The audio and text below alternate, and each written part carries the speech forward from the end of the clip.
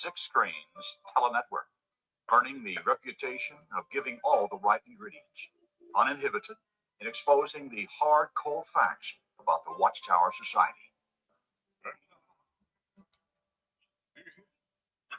Well, hello everyone, and welcome in. We're so glad. We're so glad.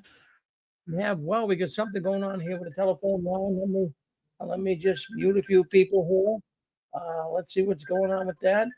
Yeah, what happens? You have to mute yourself because we're getting. Okay, so we're gonna let that go right now.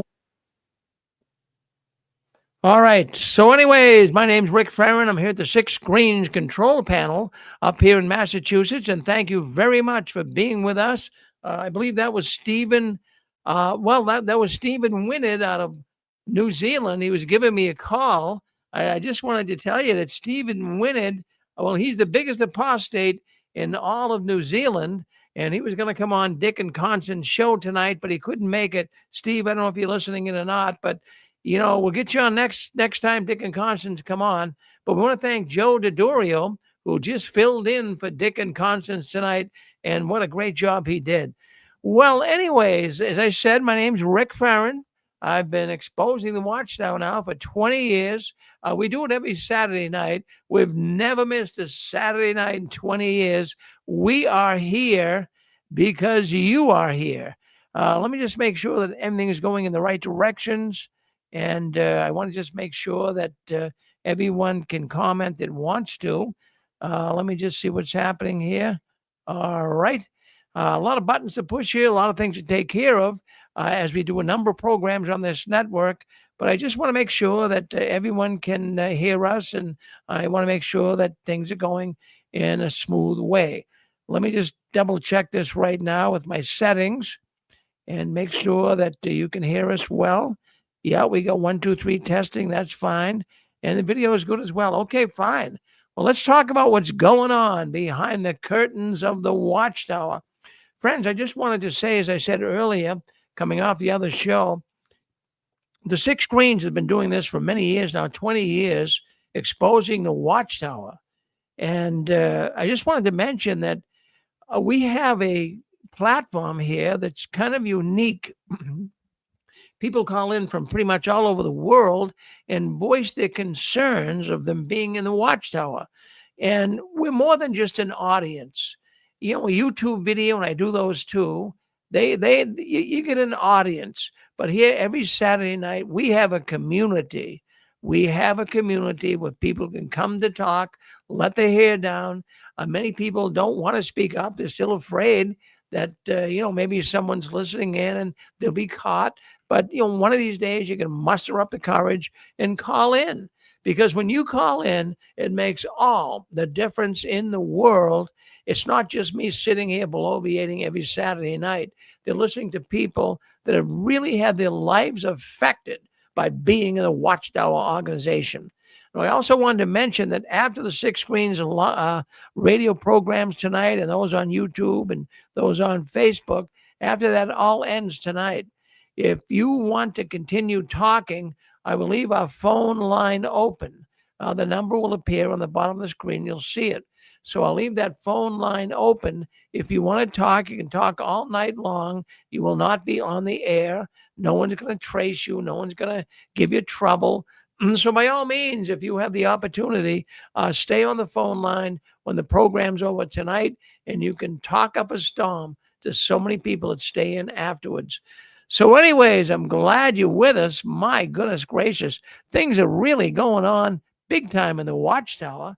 And I know you guys are trying to find out what's the latest news. What's happening? Is the Watchtower going to collapse? Is the Watchtower going to be around forever? I don't think so. We've been counting down the last days of the Watchtower for 20 years, and it's coming to an end.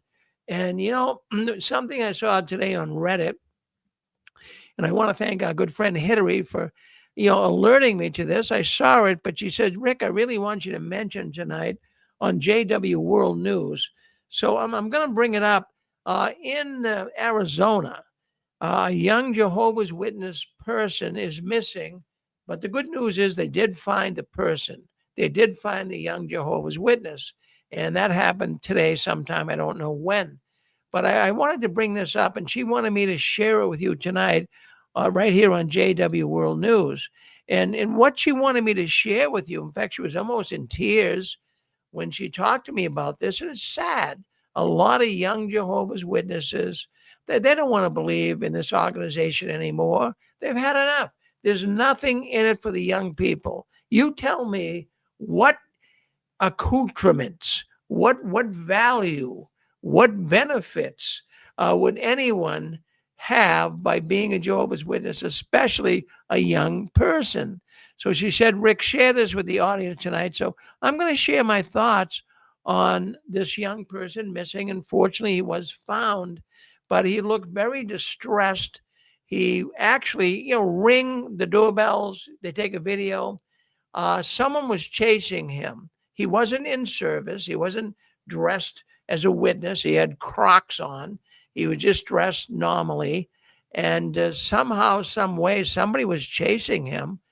We never really did get the full details on it, whether it was the elders or whoever it could have been. Might have been immigration officers. Nobody really knows. But it really was a big buzz all over Reddit in the last day or so.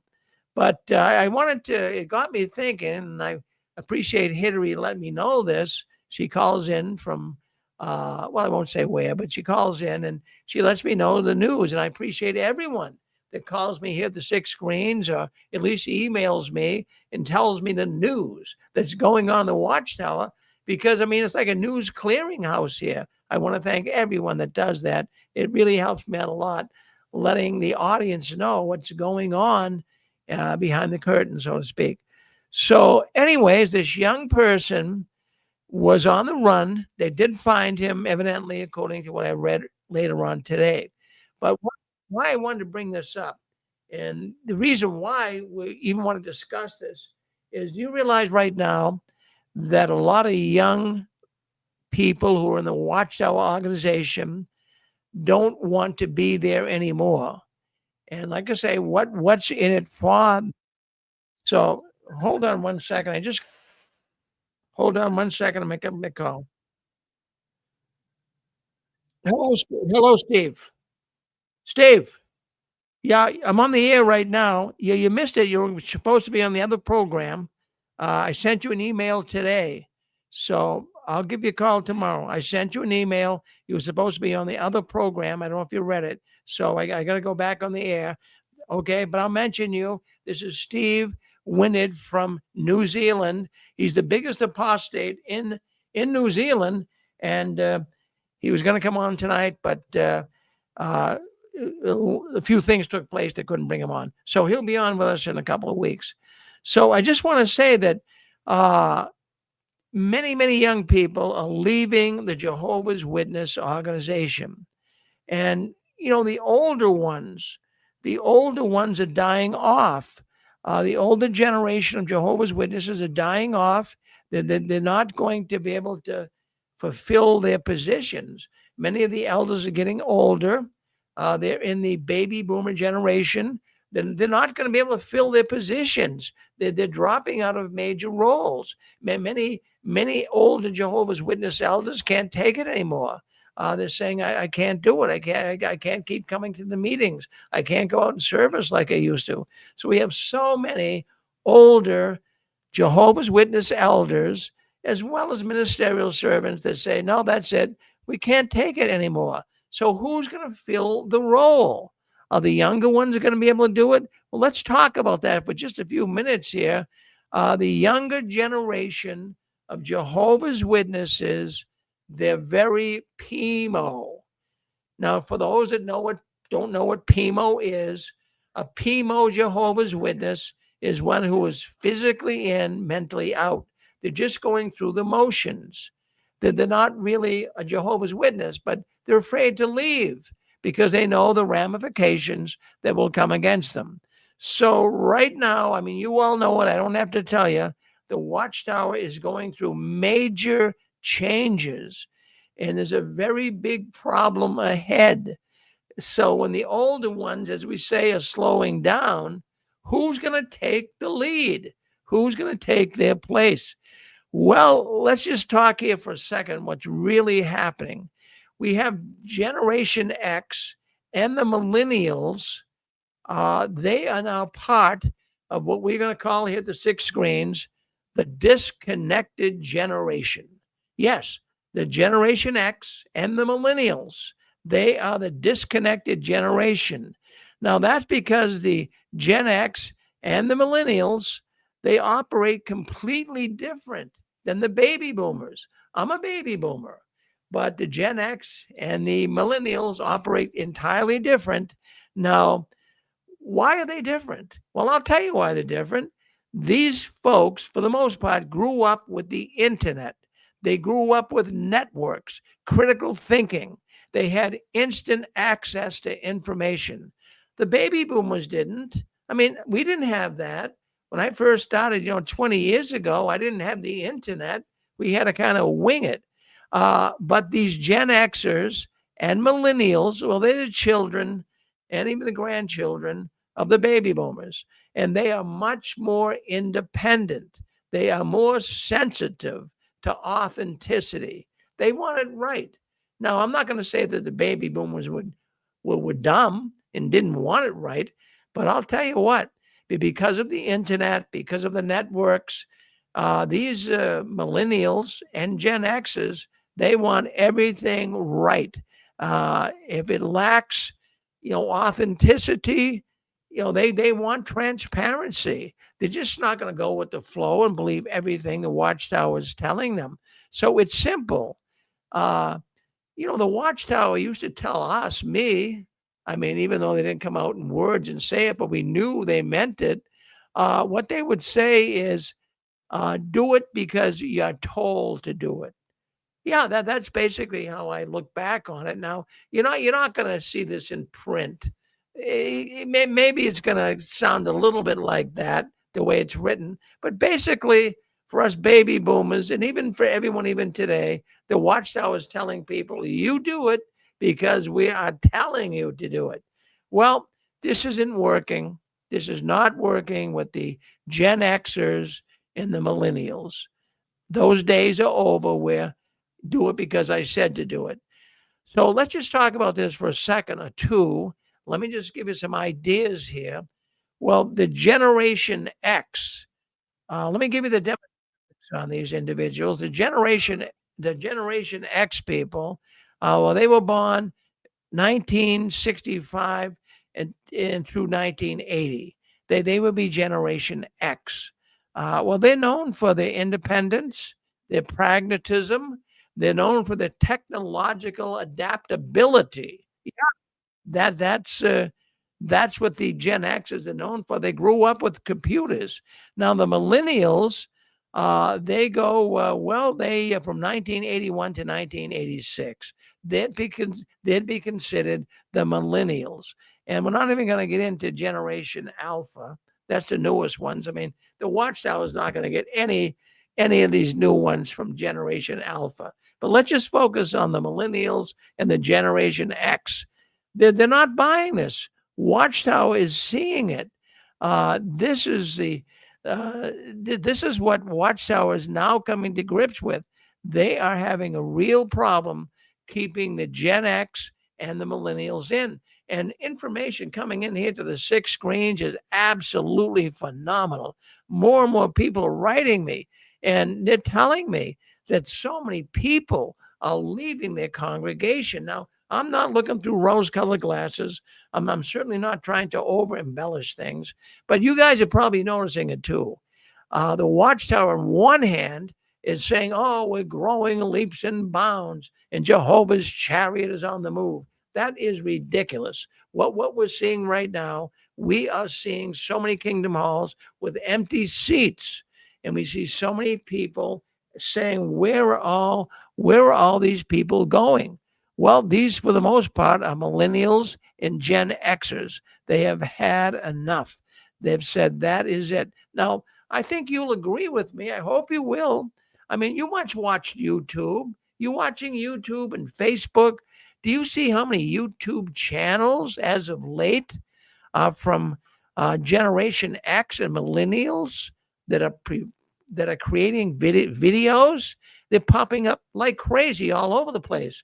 I mean, there's hundreds of ex Jehovah's Witness video sites, and millennials and Gen X's are the ones, for the most part, that are creating them. So, I mean, I'm not just making this stuff up. And there's one thing I've noticed across the boards, and the information coming into the six screens is helping me to realize this.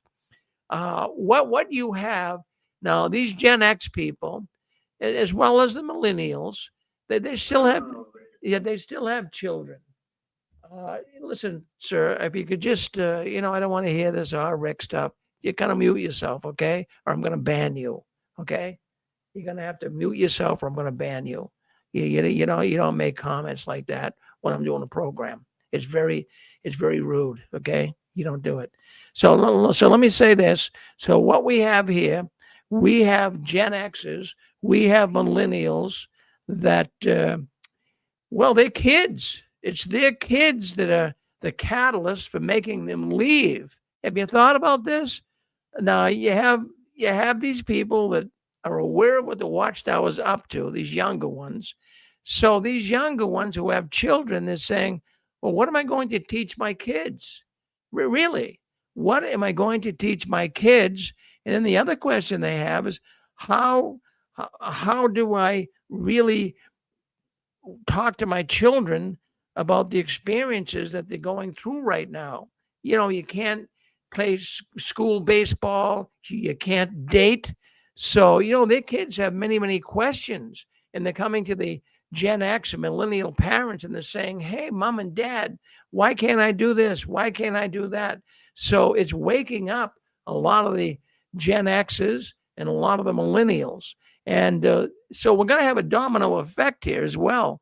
So we have all these Gen X and millennial generation people leaving. No, not so with the baby boomers. We do have some leaving, but let's just think about this.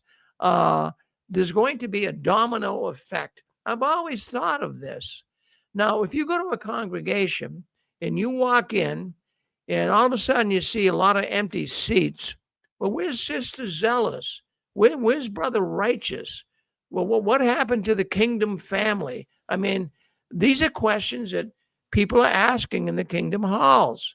So when you stop and think about it, there's got to be a domino effect. I mean, if I was belonging to a kingdom hall congregation and I walked in and half the seats are missing, nobody's sitting in them, I'd start asking questions. Hey, what happened to Sister Righteous? What happened to Brother Zealous and all of this? I mean, what would you think? The elders. People are zooming to the meetings. Your 40-year-old parent these days is not going to the fast food restaurant as much. They're not going to church as much. They're staying home. Now, my town tonight had a little Christmas parade. It's a big deal here, and it was worth going to for a lot of the people. They showed up in the cold because it's big entertainment, and this little town does a very big parade. So people are thinking, is it worth getting in the car to do it? They're working from home, they're Zooming, they're making videos at home. If they're ex-witnesses, they're doing YouTubes. People aren't going out and doing. Our whole civilization has changed. Well, it really has. I mean, even a new occupation, a YouTube creator. Really, people are really spending time, creating YouTube videos. The whole world has changed. We're in a technological revolution. But this idea of people leaving, they're leaving. I hate to use the phrase again, leaving in droves. It's a euphemism. I know a lot of people use it.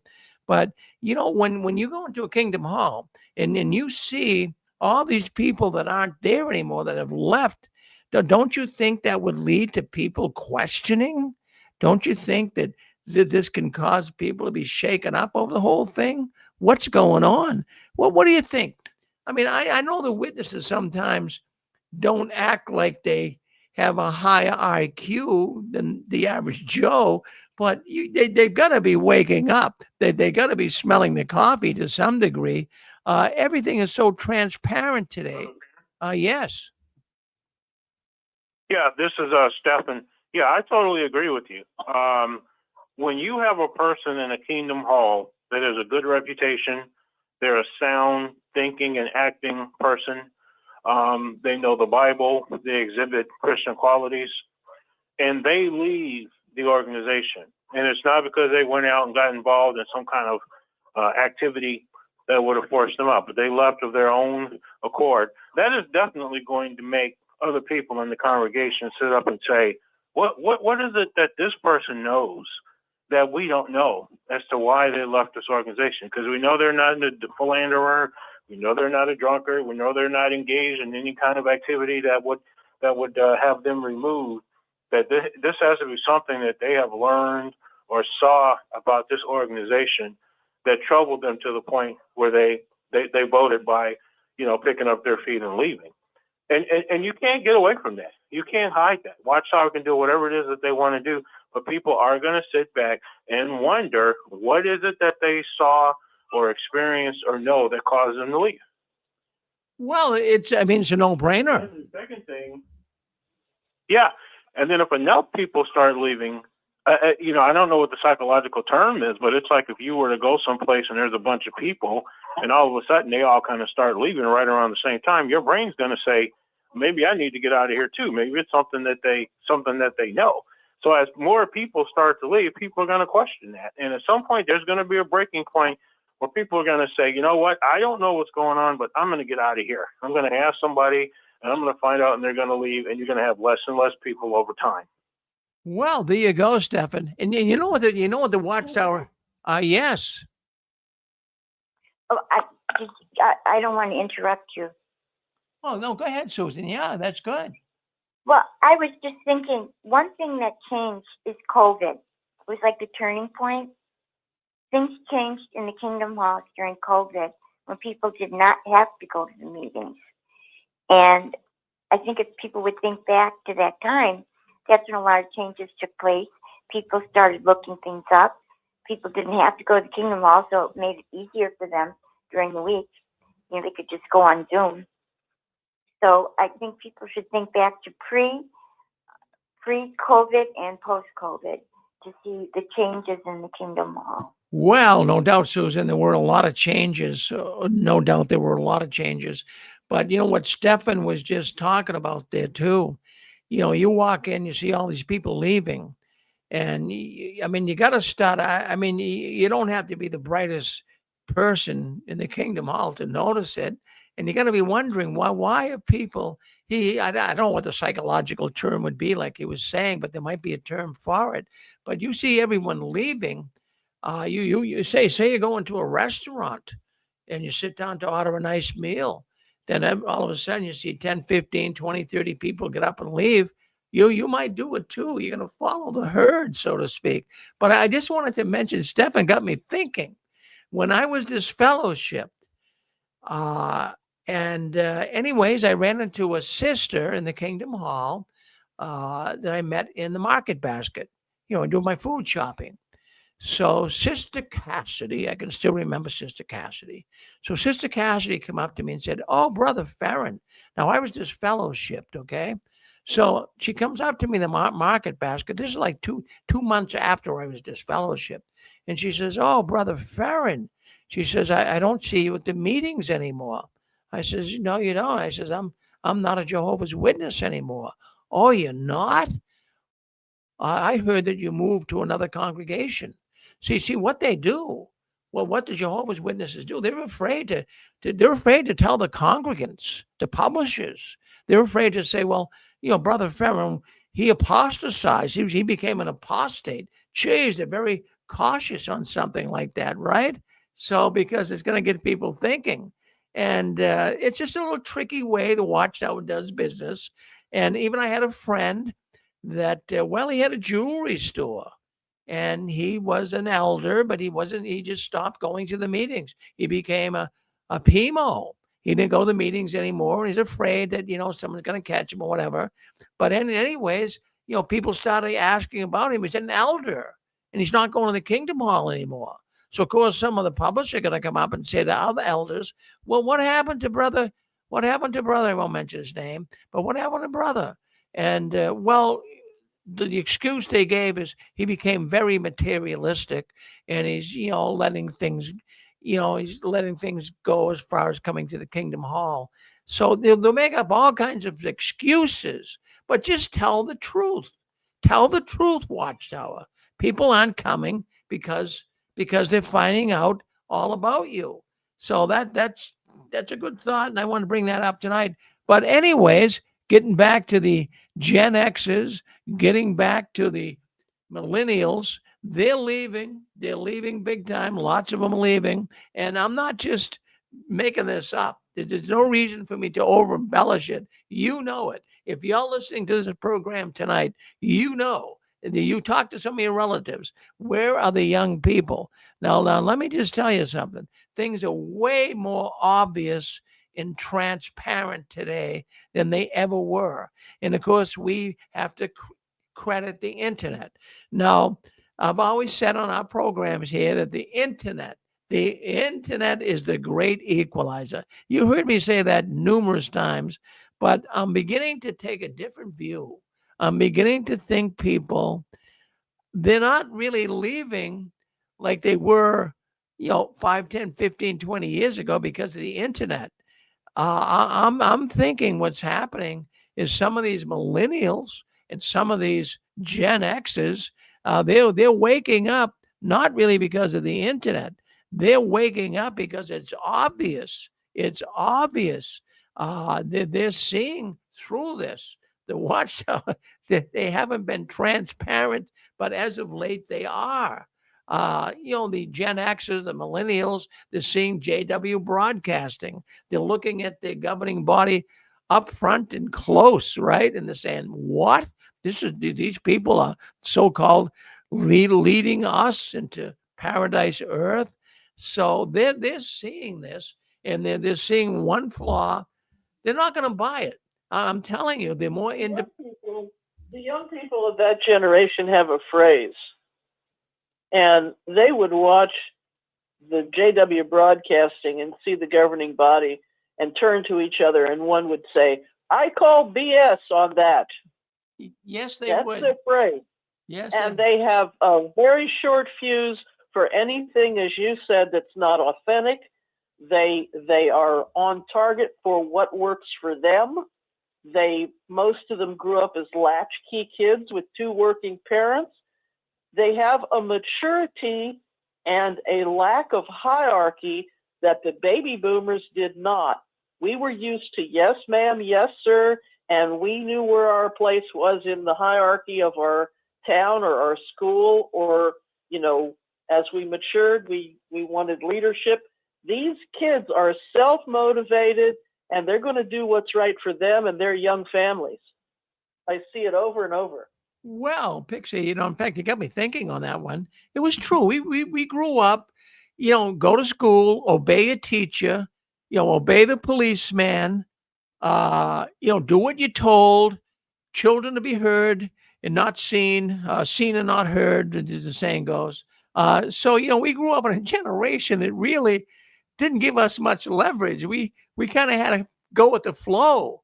But these guys, the millennials, the Gen X people, they're different. They grew up in a different age. They grew up with the social networks. They can see through this stuff, and they're seeing the flaws in the Watchtower, and they see one flaw, and then it leads to another flaw.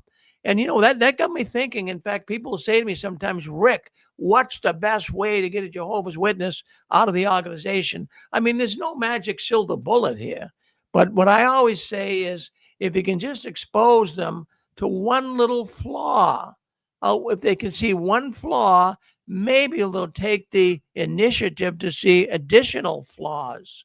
And, I've used the example here numerous times on the 6 screens about the Getty Museum in Los Angeles, California. The Getty Museum is an art museum. They have some of the priceless masterpieces of art that you'd ever want to find on the planet. It's really a good museum. And, the curator, I read this in the New York Times years ago, but I never forgot it. It still resonates through my thinking when I think of Jehovah's Witnesses. The curator of the Getty Museum, and this is back in the 1980s, and his name was Mr. Turner. And Mr. Turner would come down the staircase in the museum, and he kept noticing a masterpiece on the side of the wall. And he'd look at the masterpiece and he'd say, wow, something's funny about this masterpiece. The person who painted this masterpiece, that nose is not how he normally would paint it. And so you see one little flaw, then he'd come down the next day and be looking at the picture, and even the eyes aren't right. That's not, do we have a counterfeit? Is this a counterfeit masterpiece? So they found out that they had a number of counterfeit masterpieces because you see one flaw after the other. It's the same thing with Jehovah's Witnesses. They are a counterfeit Christian religion. And you see one flaw, it can lead you to another. So if you're new listening in to the 6 screens, my advice is find a flaw. I mean, don't make the flaw up, but find one flaw and then look into it, research it, and you'll find other flaws. And another thing too, we talk about the millennials, we talk about the Gen X people getting out. There's even some millennials. As a matter of fact, I'll tell you, not millennials, I should say baby boomers. There's even some baby boomers right now that are picking their bags up and leaving the Watchtower. Not a lot, not as many as the Gen X's and the millennials, but there's a lot of baby boomers. I'm going to tell you what caused it. Now, we've been talking here on the 6 screens for the last couple of months about the November issue Watchtower Study Edition. Now, that issue really rocked the Jehovah's Witness world. Now, if you were a baby boomer like myself and you were going to the meetings and you studied that in the Watchtower, what it said is that, don't plan on paradise earth being here in your lifetime.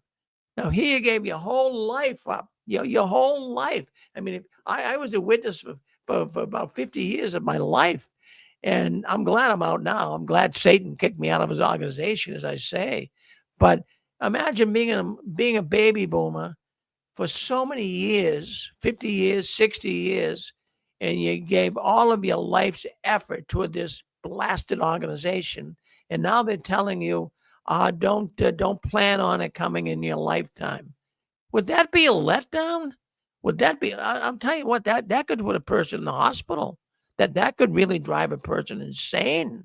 I mean, just think of the scam. Yeah. Yes, Stefan. I just wanted to mention another metric, because not everybody that leaves Watchtower and becomes an ex-witness is going to, man a YouTube channel, but they're watching the YouTube channels. And I'm a part of a chat group that a person who runs an XJW YouTube channel operates. And every week, and if not every week, every other week, there's a brand new person that's been added to the chat who has just, for the most part, recently left Watchtower. And in fact, this week, we had 2 individuals who are brand new to the chat who have recently left the organization, and both of them are relatively young. And in fact, most of the people on the chat are young. And it's really interesting to me because I guess I'm not young anymore. Things like the 1975 teaching, them joining the United Nations, the overlapping generation, all of these teachings that they're flip-flopping on, the dress and groom. These don't seem to be the things that the young people are waking up from.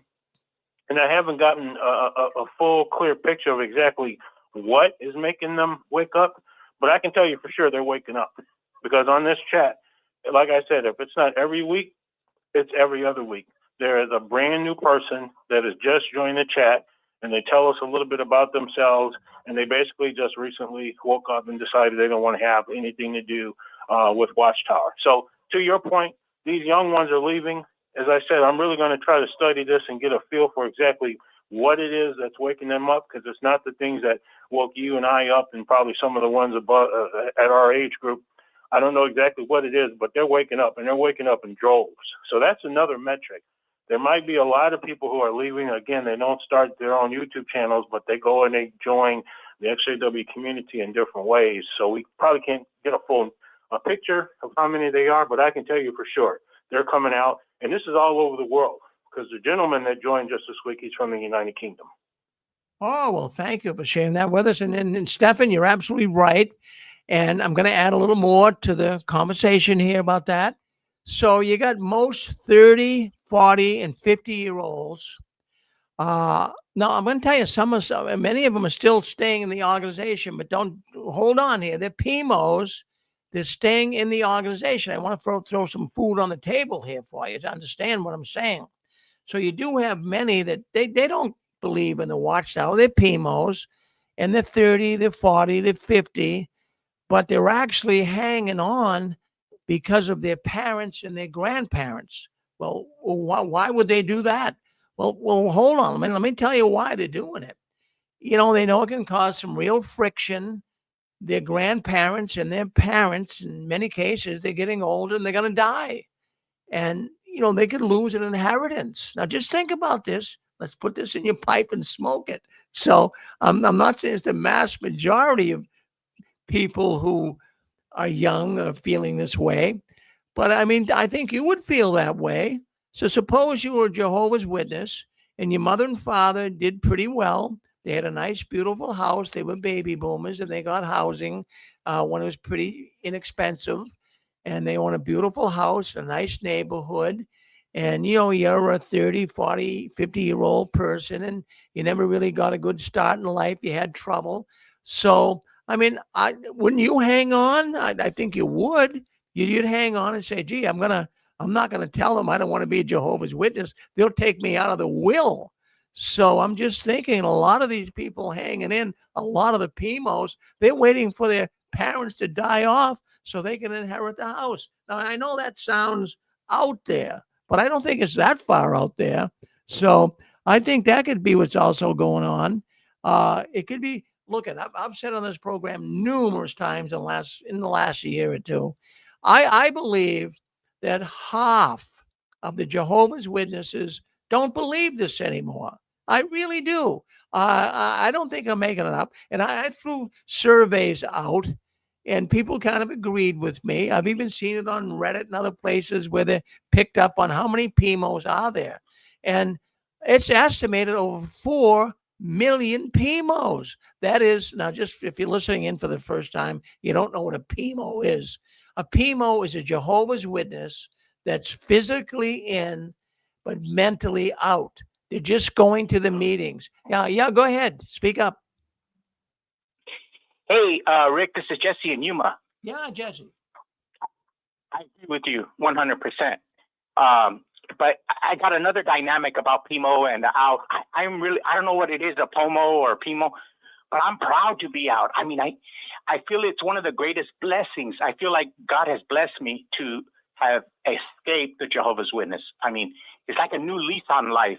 And I was in Mexico at the dentist this morning, and everything was Christmas. Everybody was Christmassy, And I was talking to the dentist about how I was an ex-Jehovah's Witness, and she knows some of my family that are Jehovah's Witness. And I was telling about the state of Christmas in the United States. I said, man, you guys are very Christmassy here. And she goes, yeah. And I go, not over there in Yuma? And I go, well, you don't know what's going on in the United States with Christmas, and there's so many anti-Christmas people, the atheists, the communists, the Democrats, and she didn't know because Christmas is so big over there where she was at, and she doesn't understand the attack on Christmas.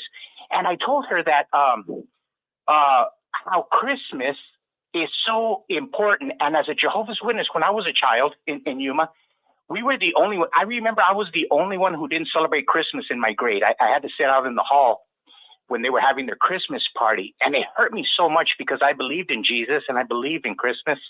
But because I was a witness, I had to sit out in the hall.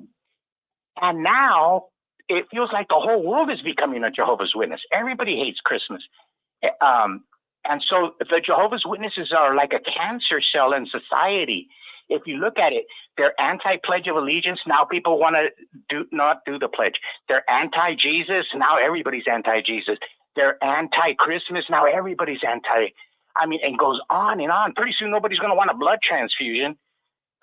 Everybody, so I don't think, I think it's a good experience that we had being a Jehovah's Witness, because we got to see how the other half lives, and we're so happy to be out. And so now the new Christmas becomes even greater. In my life, and it's just my opinion. I would never speak for nobody else. Just in my personal opinion, Christmas is greater than ever. Well, no, that's a fantastic suggestion, or at least thought that you brought up here. I'm thinking in terms of. Yeah, hold on one second. They came out to the little parade tonight. They came out in the cold with snow yesterday, and everybody felt like it was a good little hometown parade, and everybody thought it was great. Beautiful. And your hometown? We have little independent shops here, and it's a very quaint architecture, and the town is really thriving. What town? I'm not going to tell. Okay, no. Oh, I didn't mean anything by that. I was just curious. That's all. Please forgive me. But it's southern. It's southern, and the town is before 1800. Wow, that's beautiful. Yeah, I live in Yuma. So, and I just noticed that the Christmas spirit, I felt it stronger in Mexico than in my hometown. And it was reversed. I remember 50 years ago in the bicentennial, Christmas was so big, so big. We were always embarrassed being Jehovah's Witnesses because we were the odd man out. Now we're like normal. Now they're like normal. Everybody hates Christmas, Well, I am so much for this 250th next year, so I hope everybody can have some kind of simple costume and really be all about 250. Yeah, I'm going to go as Benjamin Franklin.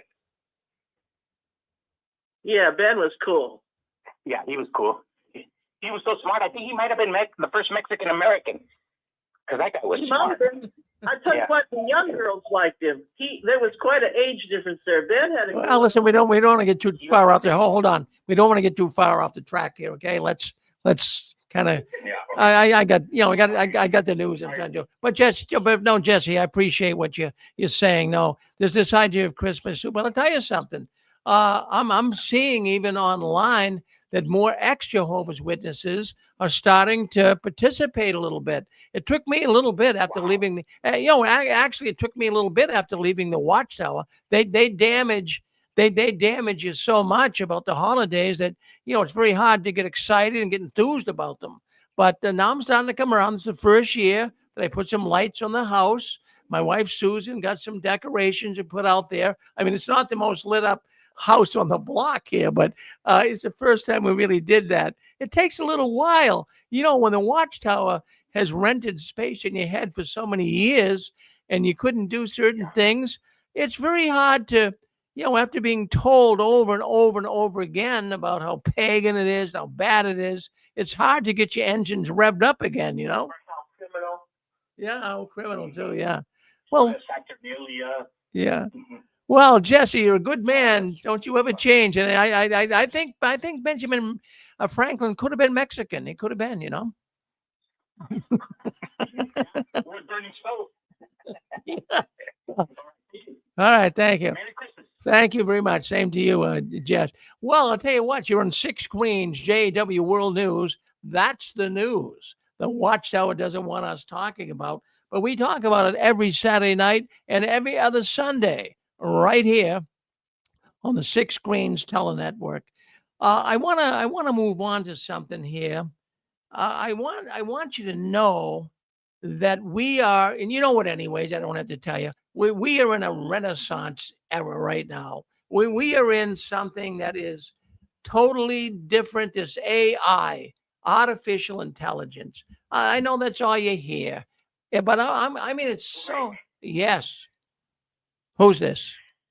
This is Jeff from South Florida. So I wanted to let you know, I'm what you guys call millennial, generation Y2K, one of those born between 1980 to 2000. And you also lead, I'm one of those that could see through the hypocrisy of the Watchtower leadership, and I'm thankful I didn't ever go to Brookwood Bethel, because for me personally, it was so polluted out there, and I'm looking back on it, and with the internet, I could look up on Find a Grave, you could see how burial locations of Watchtower Farm Cemetery, and that's history is my game. Well, what History year? and all that. Well, what year were you born? Are you a Gen Xer? I mean, I thought you sound more like a millennial to me. Millennial, Generation Y2K. Well, what year were you born? 1986. Well, what 1986? Well, if you were born in 1986, yeah, you're a millennial. The millennials were from 1981 to 1996. So you feel that the millennials have had enough of the Watchtower? All I can say is I'm one of those people that can see through the hypocrisy and inconsistencies of history and prophecies and all that. Well, good for you. Well, thank you for checking in and solidifying that. Yeah. And I still won't participate in Christmas. And ever since the COVID virus thing, I would much prefer to stay at home and watch YouTube and all that, and play on my laptop, play on the computer, so to speak. And I prefer not to go out to eat, or still carrying that paranoia about being spied on. Well, yeah. Well, I mean, a lot of ex-witnesses have called in here and even said they were spied on when they were witnesses, just like yourself. Yeah. Well, I thank still have my relationship with my mom, but I still disagree with the Christmas thing and the holidays and all that. That's all right. I mean, you can do that. Nobody's going to force you to do it, but when you're comfortable, you do it. Yeah. Otherwise, I grew up in a time when AIDS became the thing, and blood transfusion. That's just another reason why Jehovah's Witnesses don't take blood transfusion, is because of AIDS. And I don't ever remember personally any Jehovah's Witnesses who have died of AIDS because of that. Yeah. Well, thank you for, bringing these things up tonight and checking in with us and being a real millennial. It's always good to hear from the millennials, and thank you for calling into the program. Appreciate it. Thank you. Thank you, Ray. Yep. Thank you. Welcome. All right. Yes. There's one point I forgot to mention when I was talking about the group chat. In those group chats, there are also active witnesses. Some are in the situation that you just described, where they don't believe it anymore, but they can't leave for whatever reasons. They're in the chat. We consider them friends. And then we have active witnesses that just are checking out the other side for whatever reason. But that lets you know that there's something in their mind that's allowed them to go and check out the other side. They probably just have a deep feeling like something is wrong with this organization. Let me go and investigate why people are leaving. But on those chats, and I can tell you for sure, in fact, I met a husband. Their sister left 3 months ago. So she's a brand new ex-witness. And she joined our chat. We talk all the time. We even had video chat. And on the video chat, she brought her husband and introduced her husband. He is a full-fledged, card-carrying Jehovah's Witness, active. I don't think he's an elder, but he's an active witness. But he said it on the chat. He said he was listening. He said he was sort of undecided on some things and all the rest. So I just want to say that, to your point, yeah, there's definitely witnesses that no longer believe but are staying for whatever reason. And there's actual active card-carrying witnesses who are checking out the XJW witness community because they sense something is wrong and they want to know what we know that they don't know. Thanks, Rick. Well, there you go. There you go, Stephen. Thank you. Yeah, I want to tell you, folks, about this AI too. As we started mentioning, it's really changing the world we live in.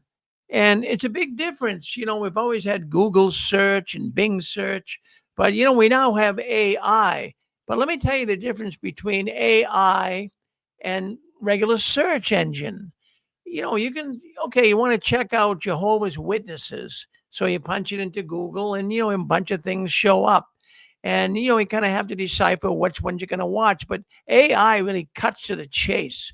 You punch in, for example, I've got some artists that work here for me at the Six Screens, and we have a really excellent artist that is into AI.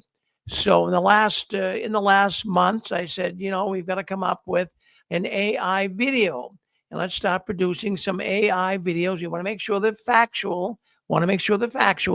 So let's start producing some AI videos. Let's start with Charles Taze Russell. So you've heard it here before, and it's all over the internet as well, that Russell actually even thought of himself as being a jellyfish. And you say, what? A jellyfish? Well, he couldn't keep his hands off of women. That's a fact. You can check it out online. He could not keep his hands off women. So it actually caused a divorce between his wife, Maria. Now, I say Maria. You could say Mariah. So don't let that bother you.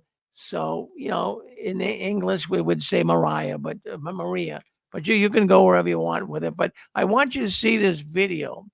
This video was produced by an artist of ours here at the Six Screens. And friends, it's gone pretty much viral out there. People really love it.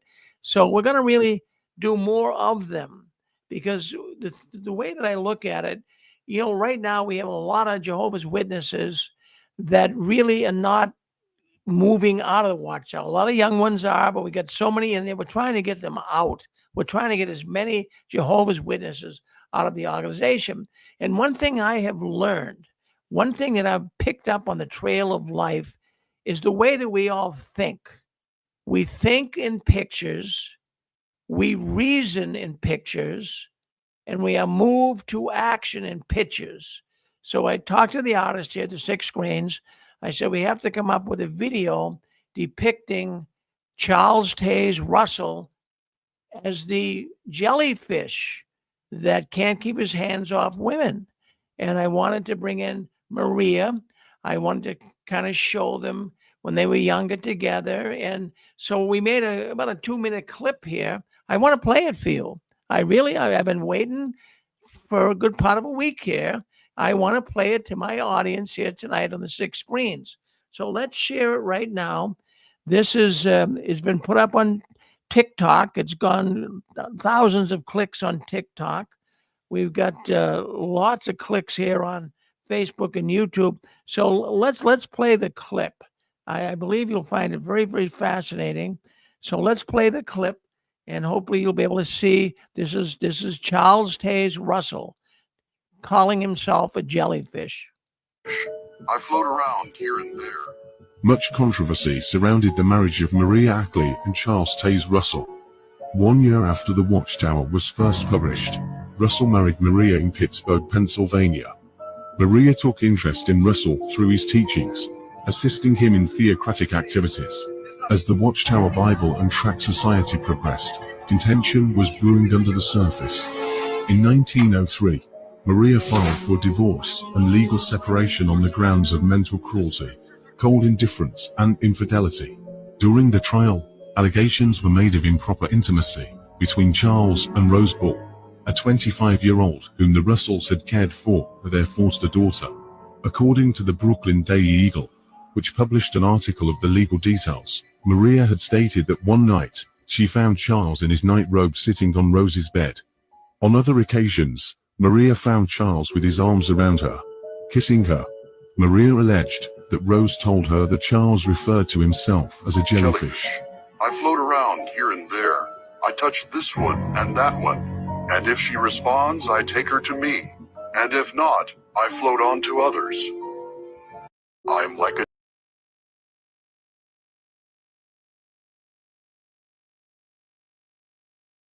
All right, so you heard that. So that's a video that one of our artists here at the Six Screens put together. Now, next week, I hope to share with you Johannes Grieber. So what we're trying to do with the new Six Screens website, it really need revamping. I mean, it was outdated. It was kind of like just going nowhere. So we're really getting in there and trying to make it a premier website. So AI is going to help us. It's going to help us to be able to take some of these stories that we've heard along the trail, Russell and Miracle Wheat, Rutherford taking over, where the Bible students stayed with him, and the rest of the people.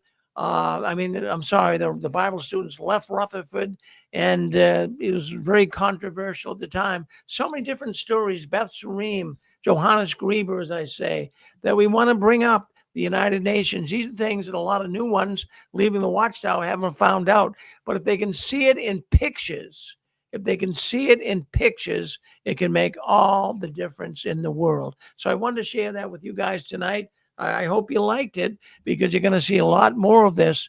And AI is the way that films are going to be made. In fact, a lot of people thought that was a trailer to a movie. Well, it's not a trailer to a movie, but maybe, if we get enough comments about it, we will make a movie and do it all through AI. You can have, look at that. You can see Maria actually talking, and you can see Charles Taze Russell chastising his wife. You can do some really good things and get the witnesses really thinking. So let's hope that can all work out. Well, let me see what else is going on behind the curtains of the Watchtower. Let's scroll down here. Okay. Well, Garrett Loesch, governing body member. He's the second oldest member. Samuel Hurd is the oldest. I believe right now he's 93. Garrett is going to be 88 or 89, somewhere in there. But it was sad news this week. Garrett's wife, her name was Marita, and she died. Now, I find that sad. I did meet Marita. I was at one time a friend with the governing body member Loesch, and I'd still be his friend. I don't think he wants to be my friend anymore, but I had a number of conversations with Garrett Loesch. He invited me, like I said, to come down to Watchtower back in the year 2000. I went down to Brooklyn, and I met Marita, and she was nice. And the one thing I noticed is she was really well dressed.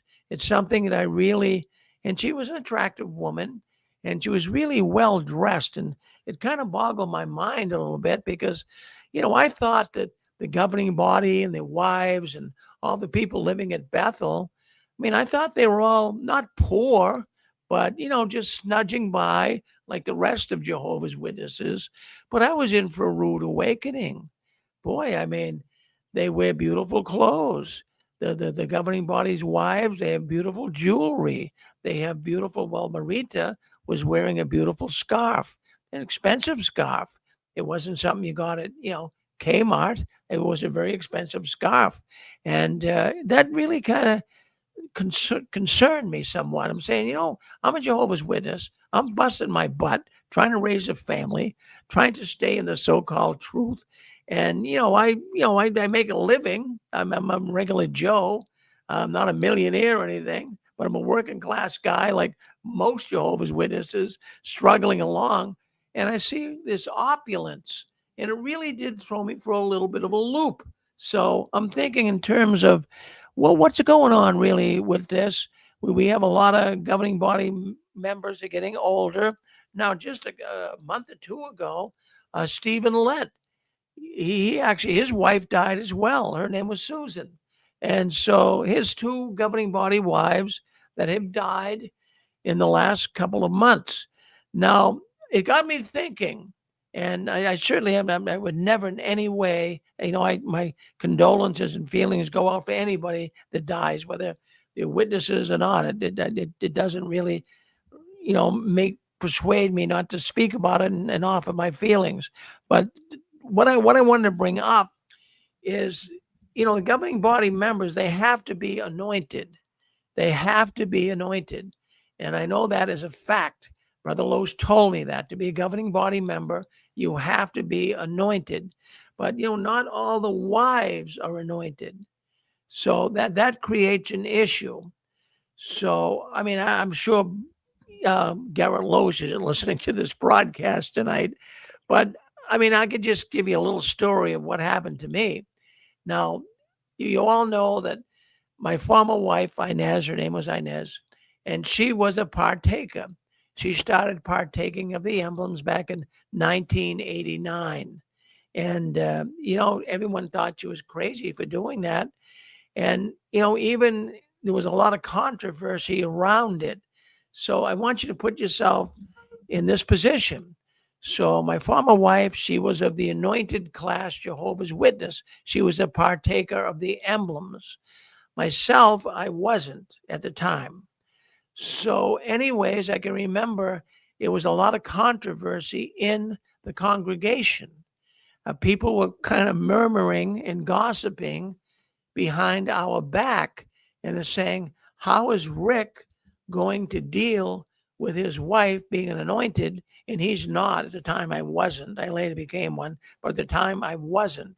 So they're saying, how can a Jehovah's Witness couple even survive?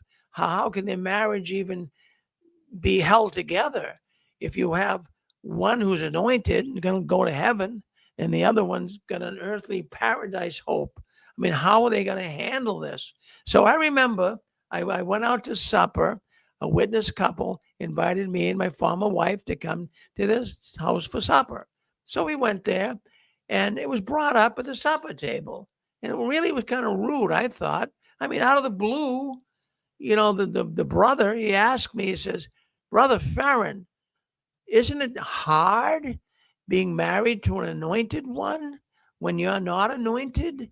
And how do you really deal with that? Isn't this a tough thing to deal with? I said, no, it's not tough. She has a hope of going to heaven. I, at the time, have a hope of living on earth. But you can see the friction that could happen here. And it got me thinking today with Brother Loesch, his wife dying. And it got me thinking with Brother Let's, I say brother here in a vernacular way. They're not my brother really, but I'm saying it to stay in the context of the story. So even Brother Let's wife, I don't believe she was anointed. Many of the wives aren't anointed. So, I don't know how they're dealing with it, but the way that I dealt with it, if I had it didn't bother me. I mean, I wasn't like walking around depressed because I got thinking about it. If I went to a psychiatrist and I said, Doc, I got a problem here. I'm one of Jehovah's Witnesses. And, my wife, when she dies, she's going to heaven. And, when I die, I'm going to live here on earth and I won't be with her. I mean, could you be psychologically challenged over that? I mean, the witnesses in my congregation thought I was, but I wasn't. I mean, basically, it was business as usual. But the way that I looked at it, I got thinking, I can only live in one world at a time. I mean, let's cross that bridge when we get to it, right? How can you live in two worlds? But this is how wacky, this is how strange it is in the Watchtower organization. You have all these little dilemmas that are thrown out, and then they make, mountains out of molehills. We had Joe Doderio on earlier, and he was talking about how the elders make mountains out of molehills, and that's true. So that's the experience I have. So I wonder if these brothers are going through the same experience. Their wife just died. I have a Yeah, go ahead. I have a comment I wanted to make. Yes, This is apostate winded, yeah. and being that this is such a patriarchy based organization, I would think that the thought of a wife or a woman ruling over a man would be part of the accusation of being uncomfortable. I've always teased you that you became anointed because your previous wife became anointed, and you wouldn't have been able to hang with her ruling over you because she's a woman. But, you've always told me otherwise. But when you think about it, within a patriarchy culture, I would think men would have a hard time with the idea of a woman ruling over them in that position of being in heaven. What do you think? Yeah, it's interesting, Apostle Baby. That never came into my mind about her having a higher position than I had, and I was accused of that so many times. Well, she was anointed, and I'm gonna share some stories, little thoughts about this anointing because it comes up a lot. But she came to me and said that she was anointed, and in 1989, and she now had a different hope. We went out to breakfast, and I mean, really, she was in tears because she didn't know how to really say it to me. But she said, I want to talk to you about something serious. I didn't know if she was going to leave me or what it was. So I went out to breakfast with her, and I know she was trying to get it out, but she couldn't. Tears came to her eyes, and she said, Rick, she says, I got to tell you something. She says, I no longer have a hope of living on earth. Okay. I mean, I wasn't, I didn't, drop over backwards or anything. I said, well, tell me more. She says, well, I now feel I'm of the anointed class. I'll be partaking. I said, well, that's a good hope. I mean, I didn't try to discourage her from it, but, I wasn't like, oh, geez, what's going to happen now to me? I mean, you can only live in one world at a time, Apostle Babe. But I had that thought of her being over me it never came into my mind. No, it didn't. No. Yeah, so it's kind of a dilemma these guys are faced with. Uh, you don't know how they would feel. I mean, I know how I felt, and I have to tell you, just for the record here, if you're listening in, don't look at when Jehovah's Witnesses talk about the anointed. Don't let that rock your boat. Okay, that's not some patented secret word of the witnesses. If you're a Christian person today, and you're wanting to follow in the footsteps of Jesus, then you would be what they would call anointed. Every Christian is anointed. So this idea, the baloney, the Watchtower puts on anointed witnesses is over the top. It's just absolutely nuts. But they have to do it. They have to find a nucleus, and this faithful and discreet slave who supposedly is being taught by Jehovah to give all the witnesses meat in due season, that is a crock of baloney. But that's the reason why it comes up, the anointed and what have you. But they look at the anointed as something entirely different than the real world of Christianity does. So I wanted to bring that up, but we wish really Brother Loesch, Gerald Loesch, we wish him the best. I mean, it's a sad time for him. He lost his wife, but let's see how it all works out. But I really wish that some of these governing body members too could throw the towel in. I really do. And I know, people have even asked me, Rick, do you think the governing body really believes this is the truth? The answer is no.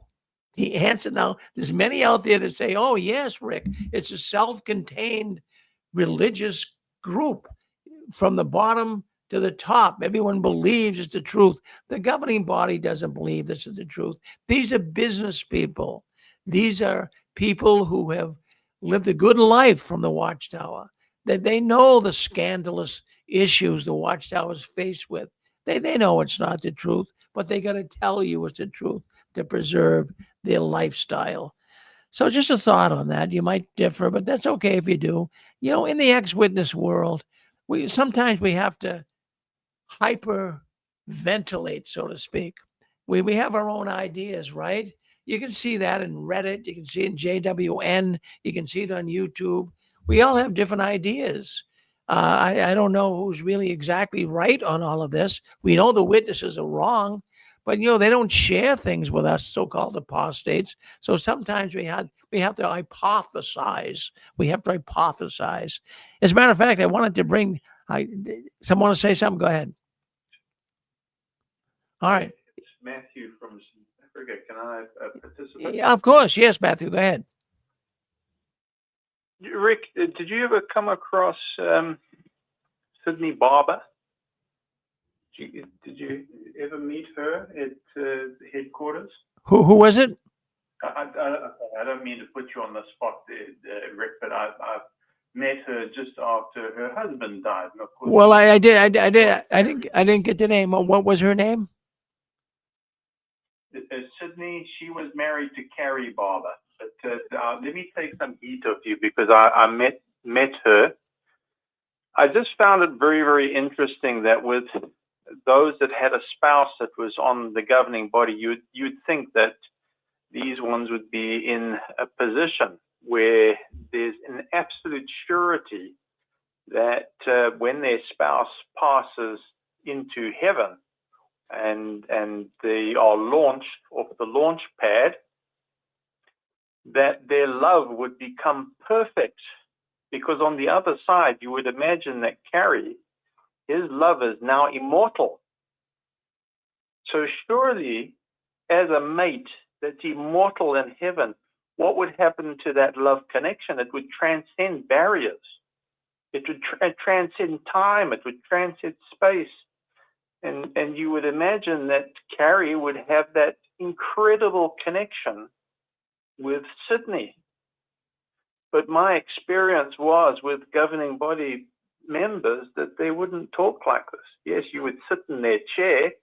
I mean, you've had that experience there with Garrett. I had something similar, not quite exactly the same as yours. I think by that time they were a lot more cautious. But when I was there, they invited me to Carrie's chair.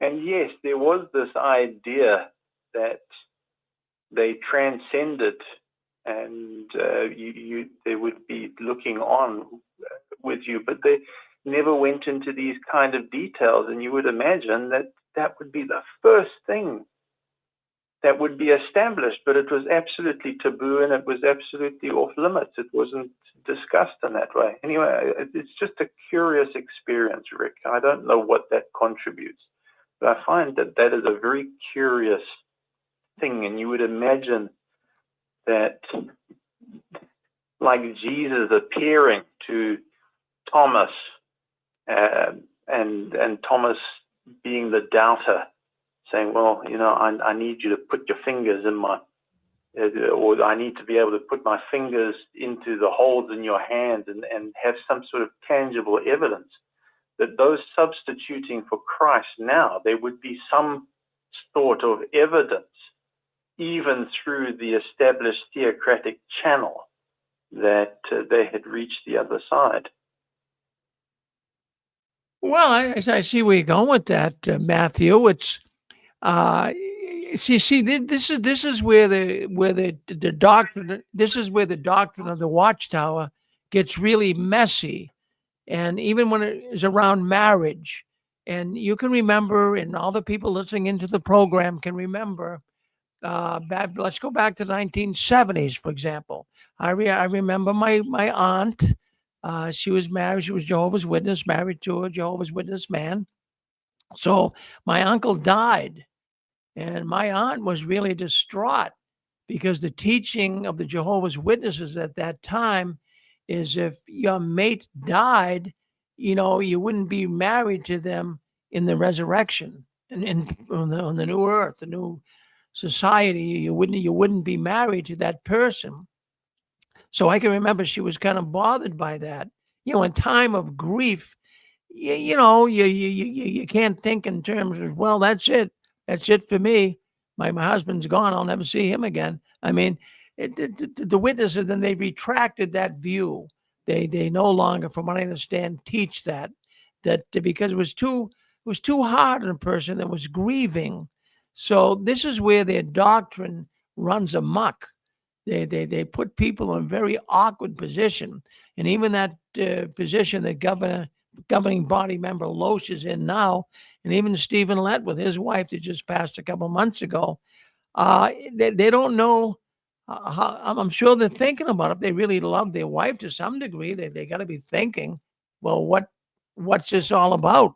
Well, what hope do I have of seeing this person again? So I'm sure that's running through their mind, you know. You see, Rick, there was a few things I couldn't reconcile because I would have experiences with elders confessing to me that they're speaking with their spouse who had died. But you see, in psychology, it's recognized. And in faith-based systems, it's recognized because the memory lives on in a person, especially if they've shared life and spirit with the person. They, just out of habit, they go, well, Arthur, what do you think about this? Or Susan, what do you think about this? Or Carrie, what do you think? So it is recognized in psychology that this happens. So, and I would have various ones say to me, yes, I'm in contact with the other side. So that was coming through in the culture. Very definitely, and I find that curious. Huh. Yeah, I never heard that, Matthew. That's interesting. Yeah. Well, man. Well, thank you for chiming in. Appreciate your thoughts. Always, Thanks for you always get us thinking, Matthew. You always get us thinking. I'll tell you that. All right. So, well, I'm gonna move. Well, let's move on to another story here. But our condolences go out to Brother Loesch at this time. I say brother again, but it's not really my brother. So anyways, let's go here. I got thinking. I got thinking of all these changes the Watchtower is making. My goodness, it's like I can't even keep up with them, and you guys can't either. But I'm thinking here the timing might just be perfect for the Watchtower organization. And what got me thinking of this is, as of late, the Watchtower has really gained ownership of most of the Kingdom Halls around the world.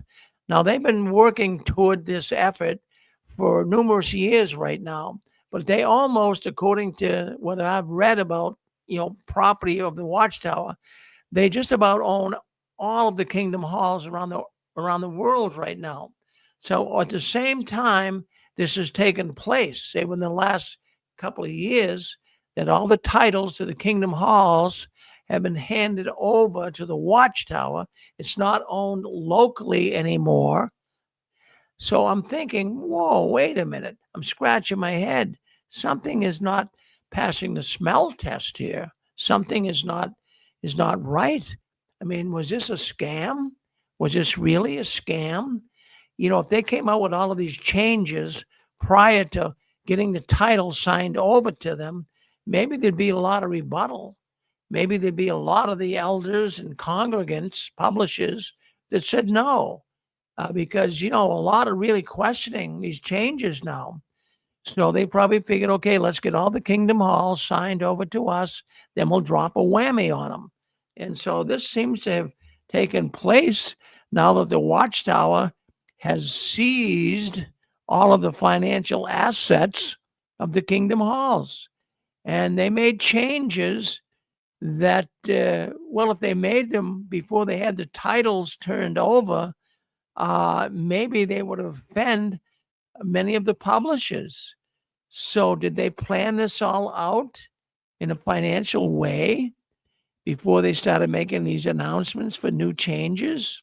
In fact, when I think of the Watchtower, excuse me, when I think of the Watchtower, they're really like they're like a pickpocketer. They pickpocket you, and then they look you right in the eyes while they're stealing your wallet. That's what a pickpocket does. They'll come up, they'll start a conversation, talk to you, look at you in the eyes, and then pull your wallet out of the back pocket of your pants. That's exactly what the Watchtower is doing here. They pickpocketed these witnesses. They took these Kingdom Halls over, and they talked a good game. They looked them right in the eyes. Oh, this is for the benefit of you. And now they have the titles, and now they got all these changes. So the witnesses, I don't think really realize what happened. They get pickpocketed. And, how many times have we heard when we were Jehovah's Witnesses that, we don't pass plates around like the rest of the churches of Christendom? How many times have you heard that? I mean, I've heard it numerous times. They still use that line, even right up to this date. We don't pass plates around for donations. Oh, no, you don't pass plates around because you don't have plates that are big enough. You don't have plates that are big enough to fit into your $10 billion real estate empire. So these are things I'm thinking about as I go over this. I'm thinking, boy, something's wrong with all these changes. At least Jesse James took his loot with a gun. The Watchtower is doing it in a very scandalous, deceitful way. Watchtower, the jig is up. I mean, seriously, we all know the jig is up. The game is over. The Watchtower knows it. They've been found out about. Yeah, the world is catching up on the Jehovah's Witnesses. The world now knows that they are frauds. The world knows they're charlatans. See, they're Bible peddlers. I mean, would you think a Bible peddler would be corrupt? Would you think a person that's so dear and close to the scriptures would be telling you a lie? Well, the Watchtower's done it. I mean, they've been telling lies for years. And that 1914, that this is what really is of concern to many, many Jehovah's Witnesses. They really don't mention it anymore. It was a bunch of bull, bunch of baloney. Their entire religious foundation is crumbling under their feet. That they can't use 1914, this generation scam they pulled on us. They have nothing left, folks. They have nothing left. The nucleus of their organization is falling apart. It really, really is. Hey, I wanted to thank Mr. CIA. That's what he goes by, Mr. CIA. And just it was a couple of weeks ago, they had the Assembly Hall dedication on Long Island, New York. Now that was the Geico building. Remember we talked about that, the Geico building. They bought it, I think, for I think it was $21 million. And they bought it was an insurance building, and they bought it and they turned it into an assembly hall. So I want to thank Mr. CIA for giving us this information. So on Saturday and Sunday of November 29th and 30th, a couple of weeks ago, that they had the dedication. Now, who gave the talk? Jeffrey Jackson. He actually gave 2 talks on that day at the dedication. And what was interesting here, I really liked what Mr. CIA mentioned to us. Now, Jeffrey Jackson said this. If you can believe it, this is crazy stuff, friends. Jeffrey Jackson brought out how they have to change some scriptures in the Bible. He said they have to change some scriptures in the Bible. Evidently, it's not suiting their new routine, or it's not going along what they previously have taught. So openly, he told those who came to the dedication and on Zoom that they have to change some scriptures in the Bible. Now, wouldn't that bother you? I'll tell you what, if I heard that, I'd have to get up and leave. I couldn't bear that. You're not supposed to play around with the scriptures.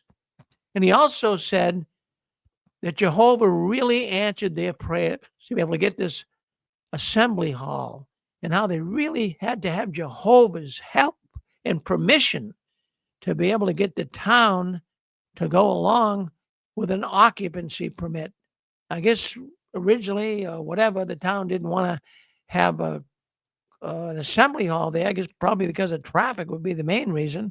But he says Jehovah really answered their prayers, and Jehovah got it through for them. How many times have you heard things like that? I mean, what about other institutions? Don't they get special positions and favors from the town fathers as well? Of course they do. But there was 1,500 people in person at this dedication.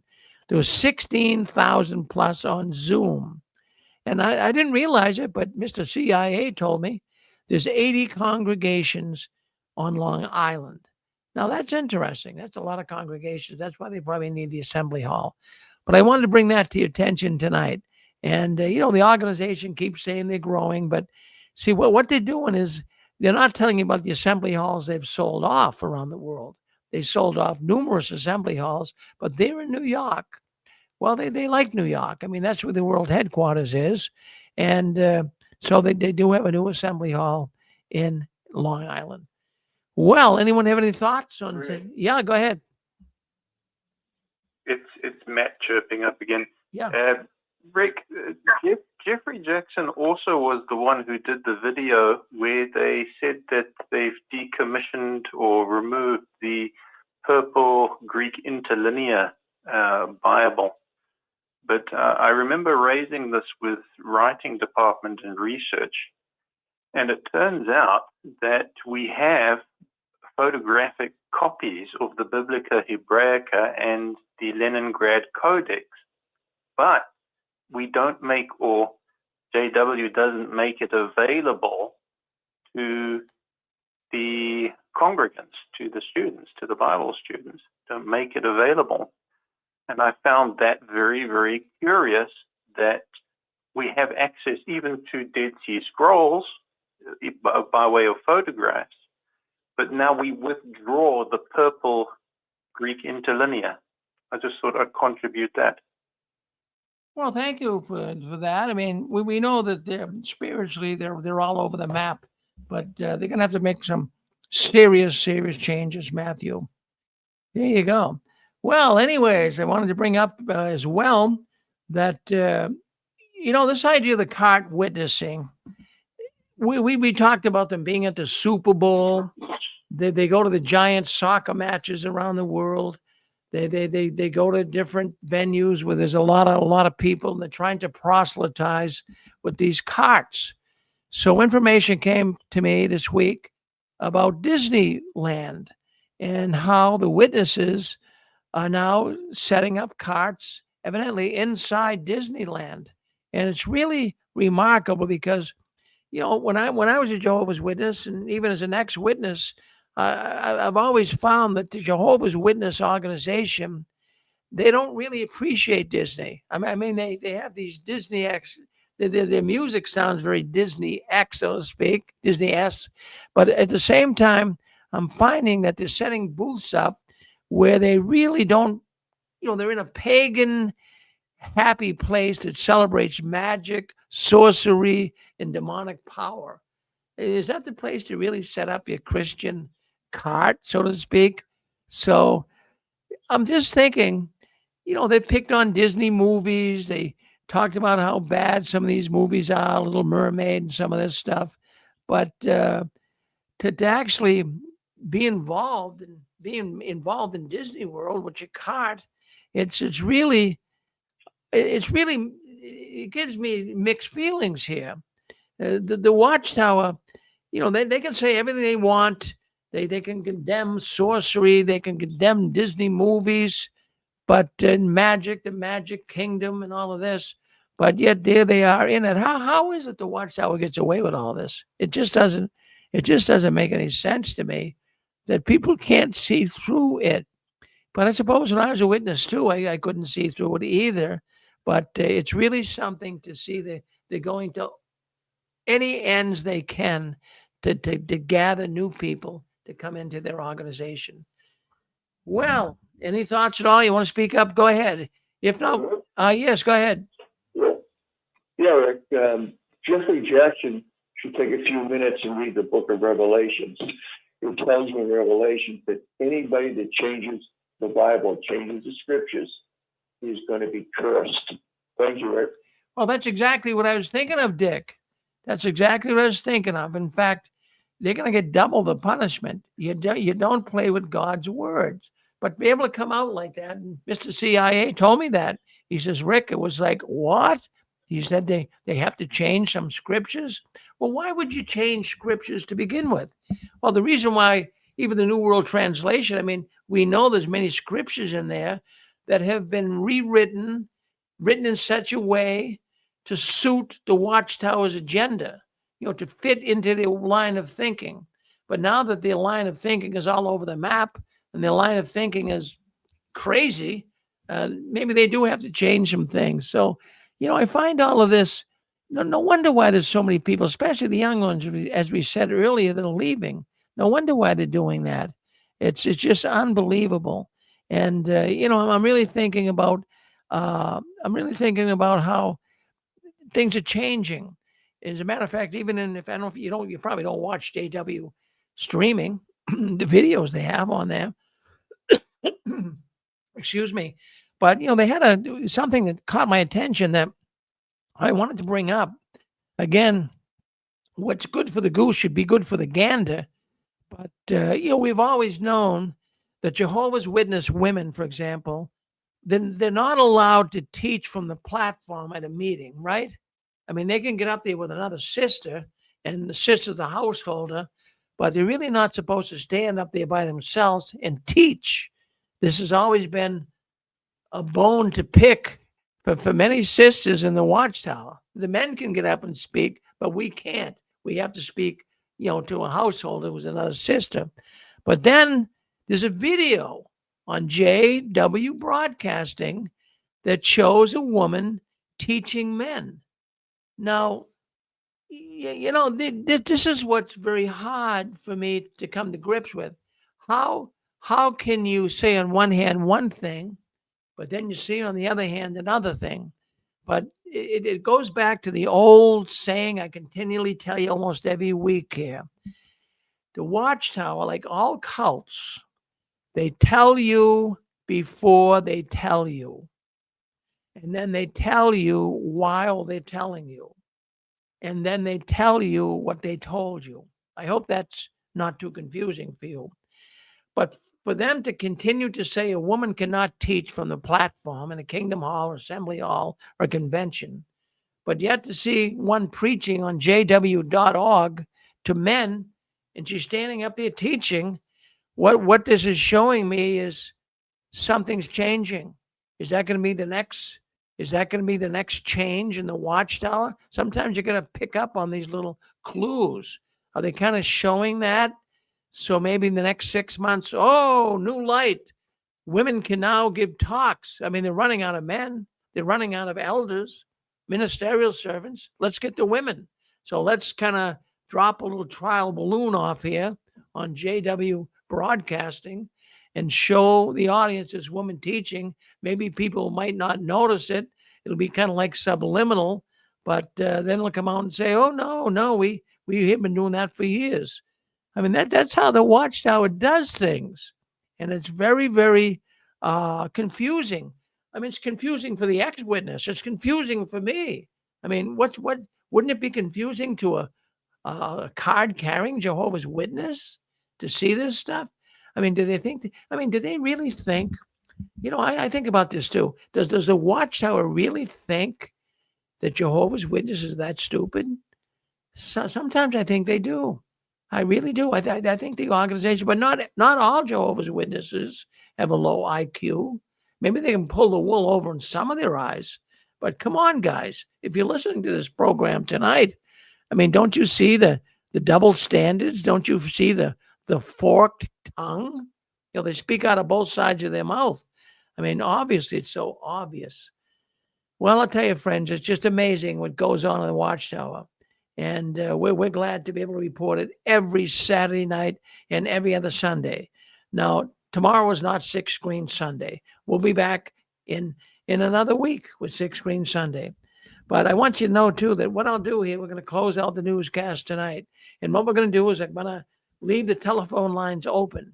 I talked to you about this when we first started the program. The telephone lines will be open.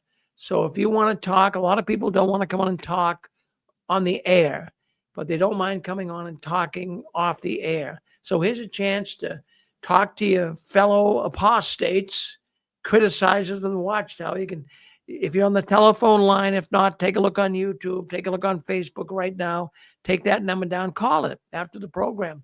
There'll be people in there talking, and hey, they talked about the storm the last few weeks. So I'll leave the lines open and go ahead, talk with some friends, meet some new friends on a real conference call of ex-Jehovah's Witnesses. That's how we started out, and now we're on YouTube, TikTok, and Facebook as well.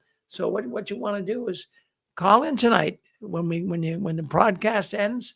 You try it out, get into the conference call, talk to some of these people.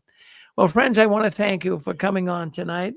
I really do. I appreciate your presence and spending a Saturday night here with us. I want you to keep standing tall. I never want to, don't ever let your visions die, and don't you ever give in, up, or out. And the last one, leaving the Watchtower, please turn off the new light. We'll see you next Saturday night right here on the Six Screens Tele Network. Thank you.